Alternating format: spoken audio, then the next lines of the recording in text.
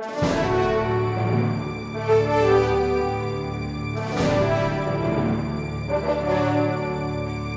committee meeting after 3, I think, quite intensive days of training, and all of you, except Danny, have been part of this meeting already.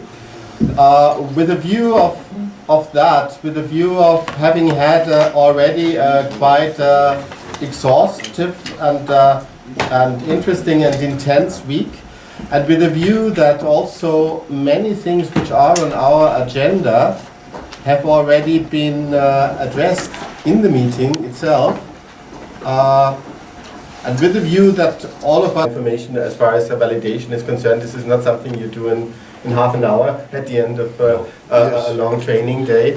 But I think still, the general 3-step procedure is a good one. You received now, first step 1, you received the reference system, you find basic information, a few PowerPoint presentations and a video on the Mahara. Then you experiment yourself, which is quite safe. Before you go to your students, you do it yourself. So you get the first experience, the first taste of the system, and then early next year there will be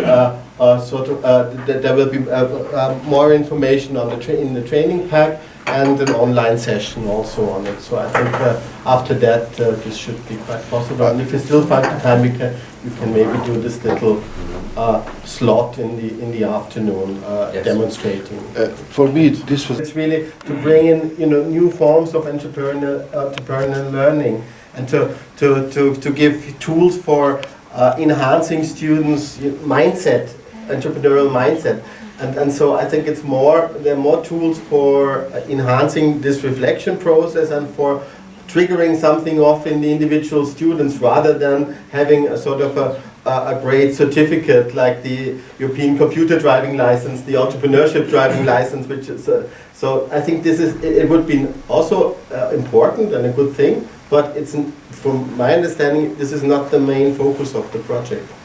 There is one university in Finland that does validating, and the way that they promote it is that in the end all the students have to open their own business, and some of them have been very successful, and that puts their credibility forward. So maybe this would be something that we can think about. And it's too early, I know, to talk about this, but just wanted to bring it up. Maybe this is a new project you want to coordinate as a follow-up. Okay. This is REBUS 2. Yeah, in a way, I think this would be a very high expectation that we also, solve this in this one project. It's my But the level 5 system is a good starting point for that, because it's flexible. You can put it to your own institution, to your own class, and to your own mindset you have to foster. So and that's a good thing. That's a good news behind the bad news. So. Yeah. And it provides a very detailed description through the levels, and also a visualization of this. So I think this is already quite something, and also to promote and to put outside. So maybe we can start with accountability. So then we have to check what is the main topic of your course. What do you want to foster? What do you want to teach? And you need this description very clearly to put it in the system. And that is the first step to have the system more accountable. And the next step maybe could be the credibility. Yes. Yeah. I think I like your question very much because it's so complex. But I think if you divide it in several parts, maybe we can also manage it in a way. Because you're absolutely right. One aspect is accountability. Let's say that we prove that it is in what we promised. Yes. And that's what I meant as well. This is the teaching approach, and this is maybe the quality criteria in the whole thing, including the assessment and the documentation of skills and competences, so that he or she can show really what she has learned, how her knowledge and skills and attitudes really developed. This is the accountability not only comes through the certificate, but also what we discussed this morning, maybe also the connection to pieces of work that they have opportunities to show what you have learned in a way. The last this last aspect that we can suppose you would get more students if you say if this would become a quality sign, and this is the aspect that I like very, and this is certainly the system. You had a chance to have a look at what is there. I think that from my perspective, the next step now is really to have a more thorough look also into the Moodle courses which have been prepared now from our side. So Tim is Christoph we're working on that. So this was now the main input from, let's say, the EU side of the partnership to provide the electronic system, the platform, and to provide the repository of Moodle materials which are available. And now I think the step for you is, as I said before, to really go into more depth and to have a thorough look at them and take what you think is helpful for organizing your own programs. And here comes in also a part of Boris' question. In the proposal, it says that each of you non-EU partners will produce at least 2 learning modules.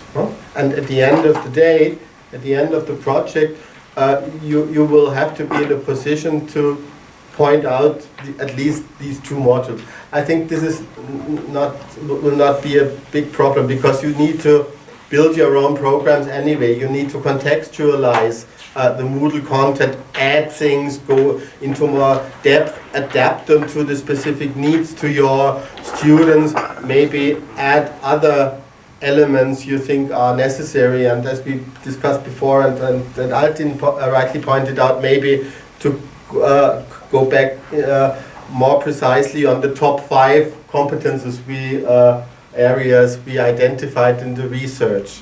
So I just wanted to make this point here at this stage, that you have to create something by yourself, and it needs to be shown at the end of the project. And the place also where you document it is the student section of the Moodle, where you create your where you put the stuff you will teach to your students. As far as I remember, I don't remember clearly, but I think 60 euros per day for the stay and accommodation. Yes. So my proposal to you is to do the same thing as we do here in Sarajevo. We cannot find absolutely any air company that will be able to send our students for 275 euros from Sarajevo to Palermo. It's impossible. So what we are going to do is, probably we will rent a bus to send them somewhere, to Trieste, or to Dubrovnik, or to Bar, or to Kotor, or to Podgorica, where the air ticket will be eligible, will be payable with the rest of the cost per student. So find a way, find a cheap way. For you, I think it's relatively simple, German. Rent a minibus. Yes. And send a minibus with all 14 students directly to Graz. Yes. I'm quite sure that it costs the money on that. Branko, I think the Professor Jevdet was trying to say something else. Because the second installment comes in July or August, but the meeting to Graz will be in June. Before we get the second installment, there will be no money to pay the students and for their travels. Therefore, the university has to pay, and in this case, University of Gilan doesn't have money to pay in advance the students and then get the money from REBUS. Was that Yes, but that's not question for myself, that's question for the European Commission, because they said that they are doing the reimbursement of the cost. And reimbursement means that you first spend your money and then you get it back. And not that you get the money for everything in advance, and then later on that you will claim that it's really true that you spent it. So this is something that I can't really do. I also don't have the money to give to any university that doesn't have its own. My university also doesn't have any extra money, so we will have to deal with it as good as we can. what we can only do is to try to speed up the process of the next payment and the process of reporting. That's, if you see anything else I will do, please propose myself even. Regarding the software doesn't really travel by truck. So the software is not going to breach any customs and borders, and you can even hide that you receive this software, but you need to add the software into your fixed assets books. You need to record the software there. So I think that you will also, all 9 of you, including Russian partners, will need to go for the procedure for the customs and VAT exemptions